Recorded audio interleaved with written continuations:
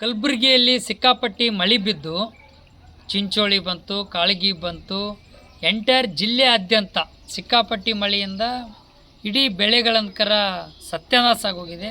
ಹೊಲಗಳು ಬರ್ಬಾದಾಗೋಗಿವೆ. ಹೊಲಗಳು ಒಡೆದು ಫಲವತ್ತಾದ ಮಣ್ಣನ್ನು ಕೊಚ್ಕೊಂಡು ಹೋಗಿದೆ.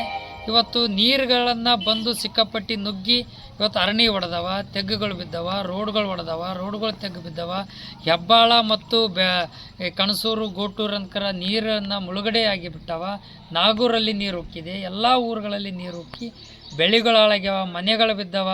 ಮನೆಗಳಲ್ಲಿರ್ತಕ್ಕಂಥ ಮನೆಗಳಲ್ಲಿ ನೀರು ಉಗ್ಗಿ ದವಸ ಧಾನ್ಯಗಳನ್ನು, ಜೋಳ, ಬ್ಯಾಳಿ, ಅಕ್ಕಿ, ಬಟ್ಟಿ, ಬರಿ ಎಲ್ಲವನ್ನು ಉಣ್ತಕ್ಕಂಥ ಅನ್ನ ಸತ್ಯಕ್ಕೆ ಇವತ್ತು ತೊಯ್ದು ನೀರಾಗೋಗಿದೆ, ಕೆಸರಾಗೋಗಿದೆ. ಹೊಲಗಳಂಕರ ಕೇಳಬಾರ್ದು, ಹಳ್ಳ ನಿಂತಂಗೆ ನೀರು ನಿಂತುಬಿಟ್ಟವ. ಹೀಗಾಗಿರೋದ್ರಿಂದ ಸರ್ಕಾರ ಇವತ್ತು ಕೊಡ್ತೀನಿ, ನಾಳೆ ಕೊಡ್ತೀನಿ ಅಂತೇಳಿ ಬರೀ ಸುಳ್ಳು ಹೇಳ್ತಕ್ಕಂಥದ್ದೇನಿದೆ. ಮುಖ್ಯಮಂತ್ರಿಗಳು, ಜಿಲ್ಲಾ ಉಸ್ತುವಾರಿ ಮಂತ್ರಿಗಳು, ಕೃಷಿ ಮಂತ್ರಿಗಳು ಸುಳ್ಳು ಹೇಳೋದನ್ನು ತಕ್ಷಣ ಮೊದಲು ಬಿಡ್ರಿ. ಫಸ್ಟ್ ರೈತರ ಸಂಕಷ್ಟ ಏನಂತೇಳಿ ಗಮನಿಸ್ರಿ.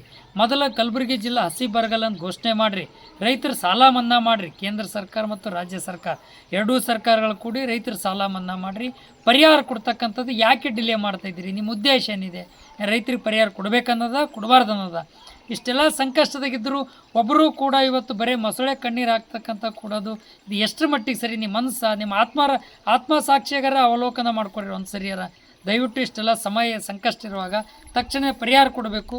ಹಸಿ ಬರಗಾಲ ಘೋಷಣೆ ಮಾಡಬೇಕು, ಸಾಲ ಮನ್ನಾ ಮಾಡಬೇಕು, ವಿಮೆ ಹಣ ಅನ್ಕರ ಬಿಡುಗಡೆ ಮಾಡ್ಲಿಕ್ಕೆ ಇನ್ನೂ ಎಷ್ಟು ದಿನ ಟೈಮ್ ತೊಗೋತೀರಿ ನೀವು? ಇವತ್ತು ಕೊಟ್ಟೇವೆ, ನಾಳೆ ಕೊಟ್ಟೇವೆ, ಮೂಗಿಗೆ ತುಪ್ಪದ ವಾಸನೆ ತೋರಿಸ್ತಕ್ಕಂಥದ್ದು ಮೊದಲು ಬಿಡ್ರಿ.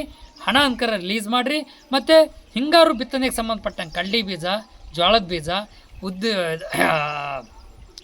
ಕುಸ್ಬಿ ಬೀಜ, ಶೇಂಗಾದ ಬೀಜ, ಗೋಧಿ ಬೀಜ ಇವೆಲ್ಲವನ್ನು ಕೂಡ ರಸಗೊಬ್ಬರ ಉಚಿತವಾಗಿ ಕೊಡಬೇಕು ಈ ವರ್ಷ ಅಂತಕ್ಕಂಥ ಮಾತನ್ನು ಹೇಳೋಕ್ಕೆ ನಾನು ಬಯಸ್ತಾಯಿದ್ದೀನಿ. ತಕ್ಷಣ ಅದ್ರ ಬಗ್ಗೆ ಗಮನಿಸಬೇಕು ಅಂತಕ್ಕಂಥ ಮಾತನ್ನು ಆಗ್ರಹ ಮಾಡ್ತಾಯಿದ್ದೀನಿ.